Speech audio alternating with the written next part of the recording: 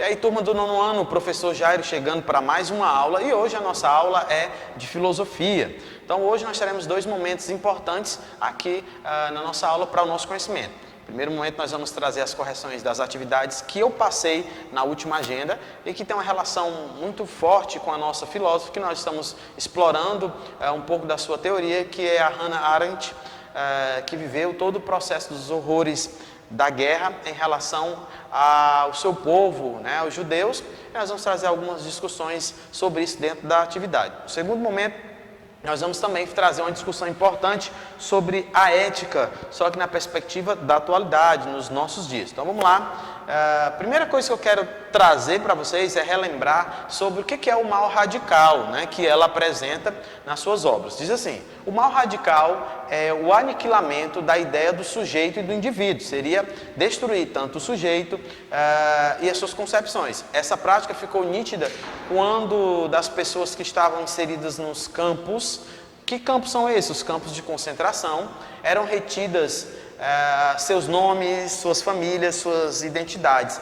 Elas eram conhecidas por números ou símbolos, com a estrela de Davi, que caracterizava os judeus, ou as cores vermelho, para designar os comunistas, e o rosa para identificar os homossexuais.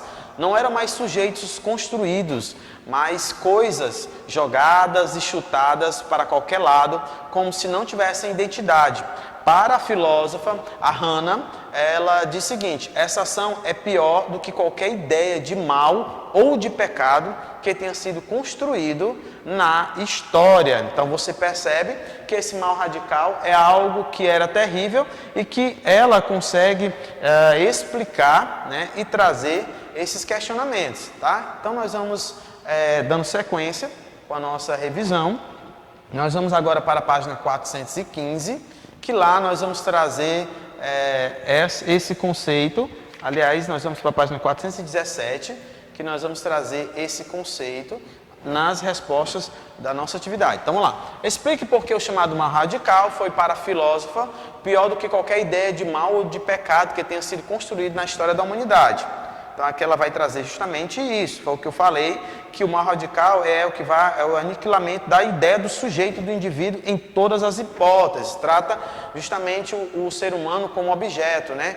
Muitos eram chutados, queimados, tinham sua dignidade jogada ao lixo. Era o que acontecia com Hitler em relação aos judeus, negros, homossexuais, também com os ciganos. Então acontecia essa questão. Para a Hannah, o que aconteceu com Adolf foi apenas um exemplo do que ocorreria com inúmeros outros membros do governo de Hitler, que agiriam sem consequência alguma, sem discernimento, sem refletir sobre as principais ações. Será que é possível agir sem consciência do que está se fazendo? Justifique sua resposta. Então aqui na segunda questão, você tem uma resposta que pode ser pessoal, mas você vai trazer uma discussão baseada no que Hitler fazia e o que Hannah defende, né? Uma liberdade de expressão, onde as pessoas possam falar aquilo que pensam aquilo que é importante para si. Segundo Arendt, quais os males que a alienação pode causar na humanidade? Isso é terrível, né? A alienação pode fazer com que as pessoas vivam sem refletir sobre as próprias ações, apenas obedecendo a comandos de alguém, né? E esse tipo de atitude pode conduzir o ser humano a males, né, que não tenha reparo. Então a gente precisa ter esse cuidado. Quarta questão.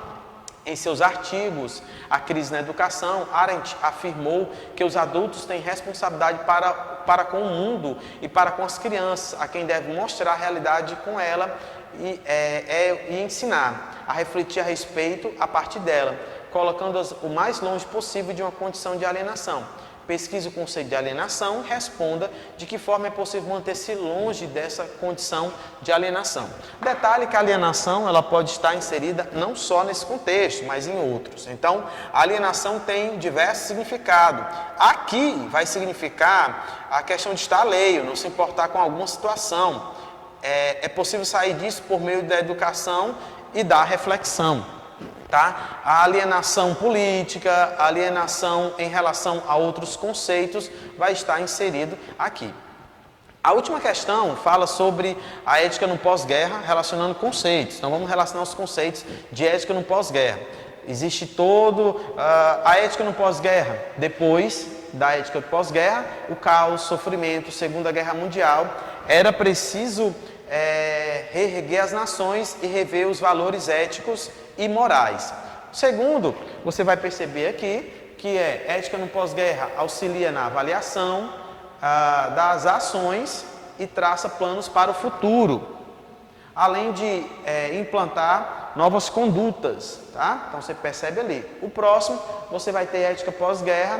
A filósofa Hannah Arendt refletiu sobre a condição do ser humano. Ela faz uma reflexão fantástica, né? Um livro fantástico que é utilizado em concurso, em seleção para mestrado e em outras atividades. A condição do ser humano, estabelecendo os conceitos de banalidade do mal, e o mal radical significa aniquilamento, ideias, sujeito, indivíduo. E o banalidade do mal, o indivíduo torna-se incapaz de produzir pensamentos e reflexão.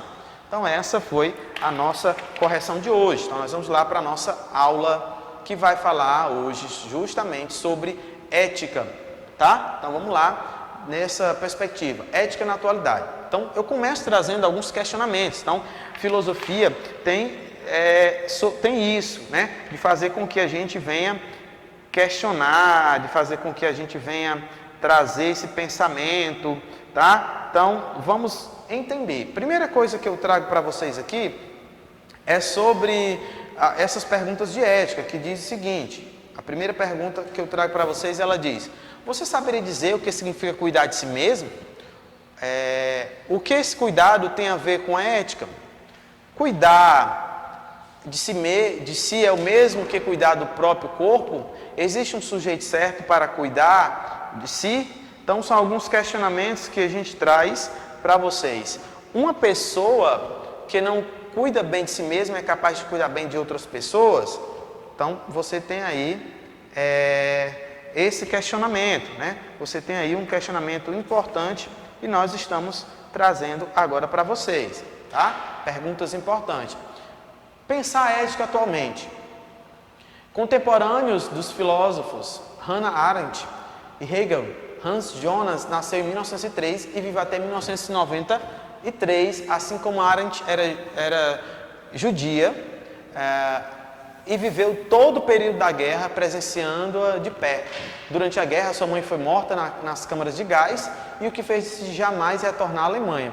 Sua filosofia é voltada para as questões humanitárias e sua preocupação é a preservação do planeta e da vida.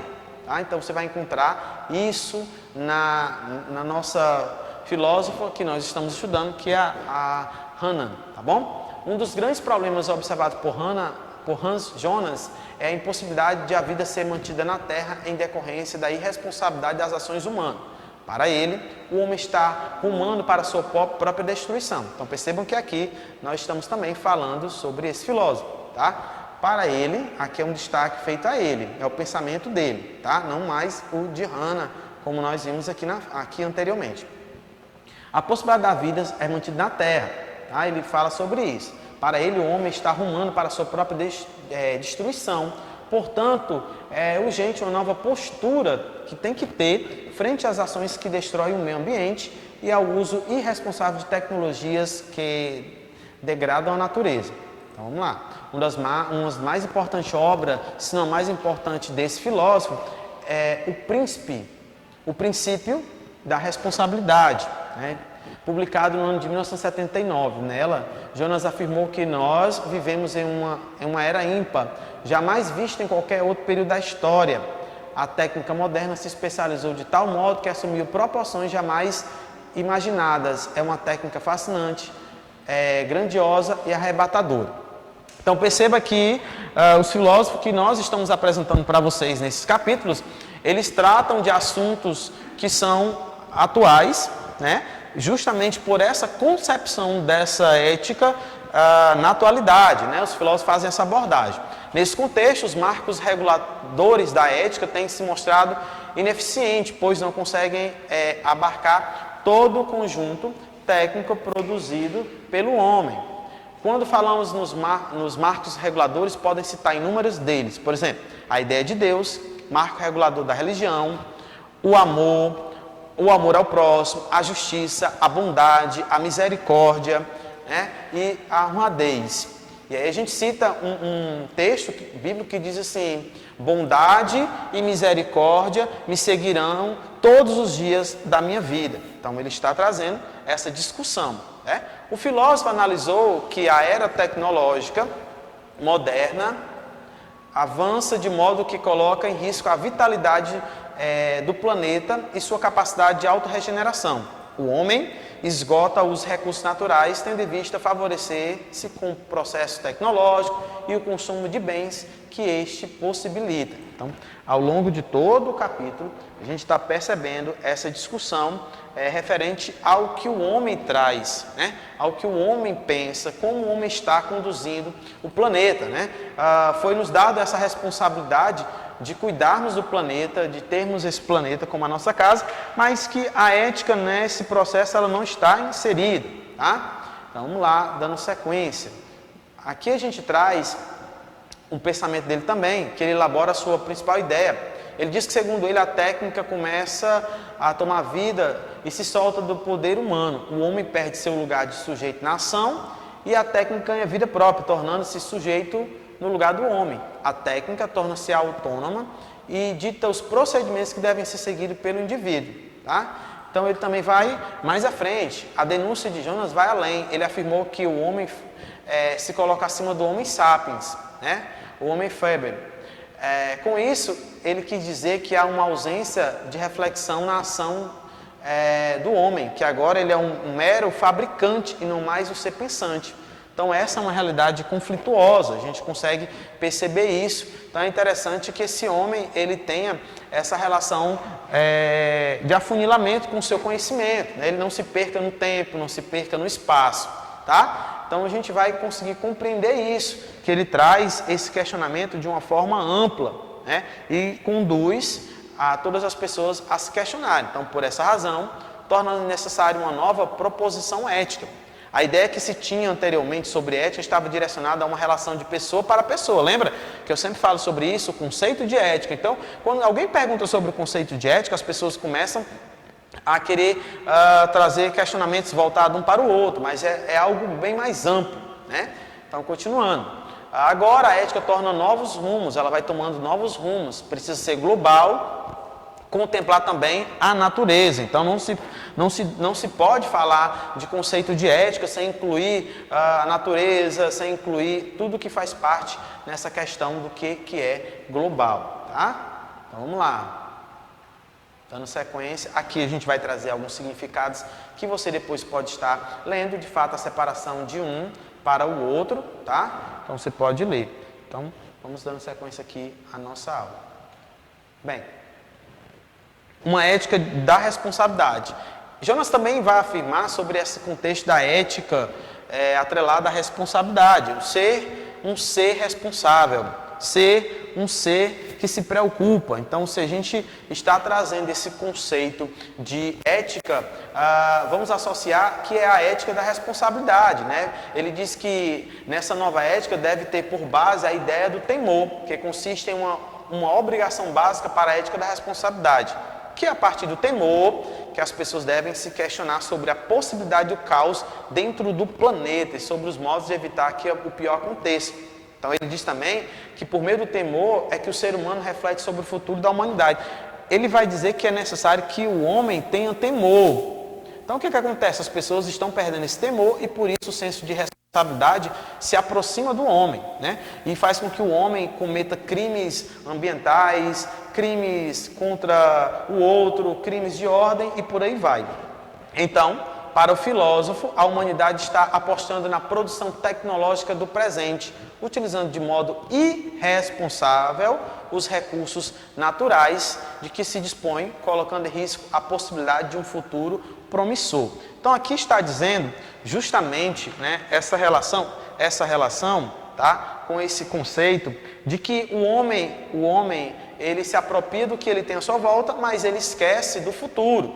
dos filhos, dos netos, dos parentes que vão estar inseridos nesse contexto, tá? Então isso está dentro do seu livro, que é o princípio da responsabilidade. Então aqui também, a novidade do seu pensamento é justamente a ideia de uma ética voltada para um espaço ainda não conhecido, mas que é pensado, o futuro. É um chamado para o dever e assumir a responsabilidade com as futuras gerações. Já imaginou como estarão as futuras gerações, como estarão os nossos netos, como eles irão ter essa relação com o meio ambiente, essa relação com as outras pessoas, já que hoje nós estamos vivendo um caos, uma pandemia, uma crise, uma relação de guerra institucional, de guerra política, mas esse filósofo traz esse momento de refletirmos. É muito interessante esses questionamentos dele, tá? Então ele vai também, eu finalizo aqui, que ele diz o seguinte: o dever, portanto, é estar atento a respeito dos direitos da humanidade do futuro e de ser uma humanidade verdadeira. Cuidar da humanidade do futuro é o dever pelo qual somos todos responsáveis. Aqui não é um discurso de quem é alguém que é ambientalista, alguém que se preocupa ou alguém que é vegano, não. O conceito desse filósofo é justamente garantir um mundo melhor, né? Um mundo em que os nossos filhos, netos possam desfrutar. É imprescindível que o ser humano aprenda a conviver de modo harmonioso com os demais seres vivos que existem na Terra e pare de pensar e agir como se fosse a última geração da vida do planeta. Existe sobre o homem um conceito de egoísmo ou egocentrismo, que ele está associado a eliminar toda a raça que existe na Terra de animais e que ele é superior. E não é isso que nós queremos trazer quando nós colocamos uma ética de responsabilidade ou nós trazemos justamente a ética na atualidade.